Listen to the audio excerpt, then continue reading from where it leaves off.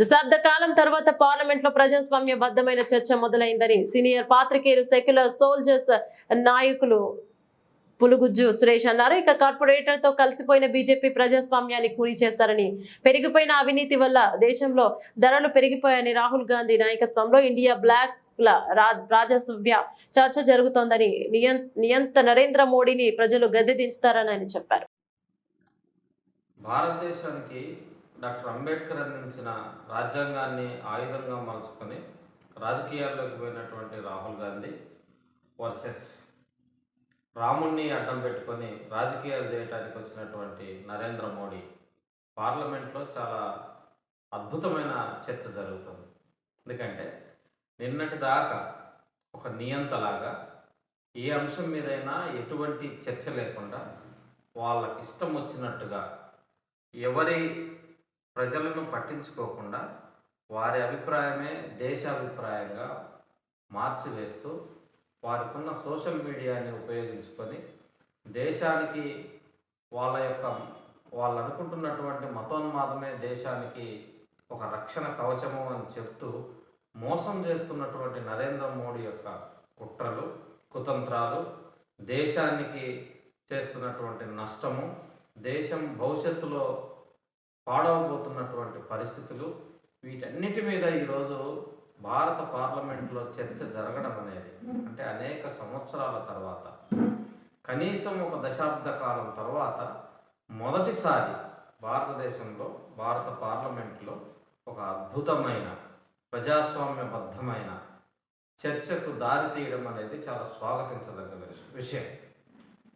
నిన్నటి దాకా నియంతలాగా వ్యవహరించినటువంటి నరేంద్ర మోడీ ఈరోజు ప్రజాస్వామ్యంలో ఒక ప్రధానమంత్రిలాగా మాట్లాడాల్సిన పరిస్థితి వచ్చినందుకు అతను సిగ్గుపడుతున్నాడు.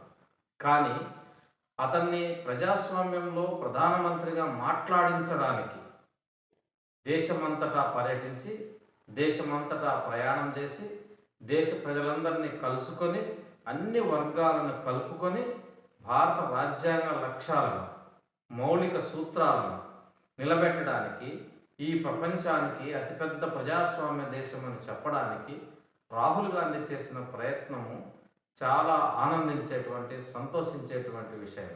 ఎందుకంటే ఈ దేశంలో అనేక బిల్లులు పార్లమెంట్లో ప్రవేశపెట్టారు, ఎక్కడ చర్చ జరగలేదు. ఉదాహరణకి పేదరికం గురించి వాళ్ళు మాట్లాడినటువంటి విషయాలు, అంటే భారతదేశంలో పేదలంటే ఎవరు అనేది చాలా నిస్సిగ్గుగా, అగ్రకులాల వాళ్ళైతే, ట్యాక్స్ పేయర్స్ అయితే, 8 లక్షల ఆదాయం ఉన్న వాళ్ళు కనుకైతే వాళ్ళు పేదలని నరేంద్ర మోడీ పార్లమెంట్లో చెప్పారు. అయితే దాని మీద రిజర్వేషన్లను కూడా తీసుకొచ్చారు. అదేవిధంగా ఎస్సీలు, ఎస్టీలు, బీసీలలో పేదలంటే 1,00,000 నుంచి 1,00,000 రూపాయల ఆదాయము సంవత్సరానికి, 1,00,000 రూపాయల 1,50,000 కంటే ఆదాయము 1 రూపాయి పెరిగినా వాళ్ళు ధనవంతులని చెప్పారు. ఇది ఆ పేదరికానికి నరేంద్ర మోడీ చెప్పేటువంటి సూచిక.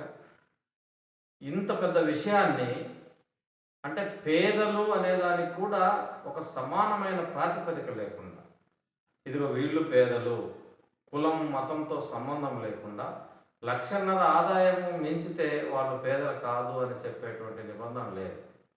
8 లక్షల ఆదాయం నుండి సామాజిక పెట్టుబడి వాళ్ళ దగ్గర ఉండి ఆర్థికపరమైన బలవంతులకు పన్ను కట్టేటువంటి వాళ్ళందరినీ కూడా పేదలుగా తీసుకొచ్చినటువంటి చరిత్ర ప్రపంచంలో ఎక్కడ జరగలేదు, అది భారతదేశంలో జరిగింది.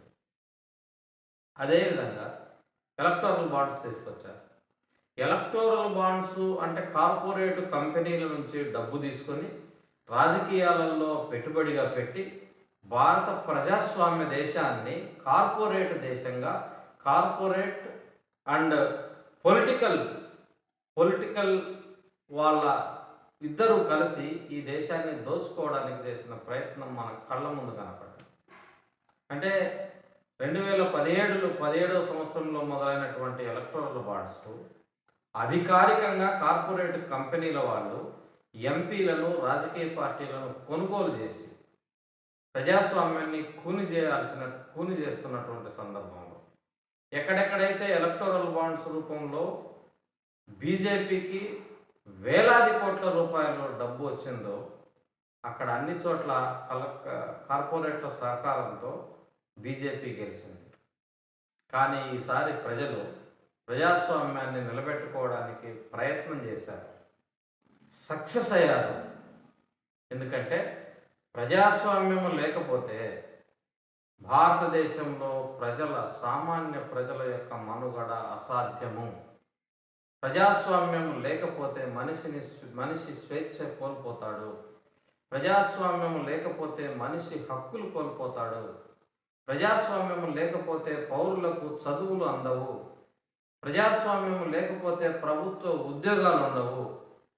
నిన్నటిదాకా ప్రభుత్వ రంగంలో 60 లక్షల ఉద్యోగాలు ఖాళీగా ఉంటే ఈరోజు వరకు నోటిఫికేషన్ లేదు.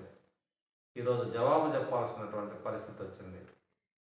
నీట్ ఎగ్జామ్ అంటే భారతదేశంలో డాక్టర్లు ప్రజలకు ఒక నాణ్యమైన వైద్యాన్ని అందించాల్సినటువంటి ఈ దేశంలో నీట్ పరీక్షలు కార్పొరేట్ల పిల్లలు, ధనవంతుల పిల్లలు, అగ్రకులాల పిల్లలు వాళ్ళు డబ్బు పెట్టి దొంగతనంగా నీట్ ఎగ్జామ్ను తస్కరించి, అంటే ఎగ్జామ్ పేపర్లను తస్కరించి దొంగతనం చేసి వాళ్ళు మాత్రమే పాస్ అయ్యి అబద్ధాలు చెప్పి అక్కడ నీట్లో ఎక్కడ కూడా అన్యాయం జరగలేదు, నీట్లో ఎక్కడ కూడా లీకేజ్ జరగలేదని నిన్నటిదాకా అబద్ధాలు చెప్పారు. కానీ ప్రజాస్వామ్యము నిలబడే ప్రయత్నం రోజులు రావడం వల్ల ఈ దొంగ డాక్టర్ల బెడద నుంచి బయటపడటానికి సుప్రీంకోర్టులో ఈరోజు కేసు ఉండడము, అది చీఫ్ జస్టిస్ దగ్గర ఉండడము, నాణ్యమైన డాక్టర్లను తీసుకురావడానికి నీట్ పరీక్షను మళ్ళీ ఏర్పాటు చేయాలని చెప్పి రాహుల్ గాంధీ పార్లమెంట్లో కొట్లాడటము, దానికి రాహుల్ గాంధీతో పాటు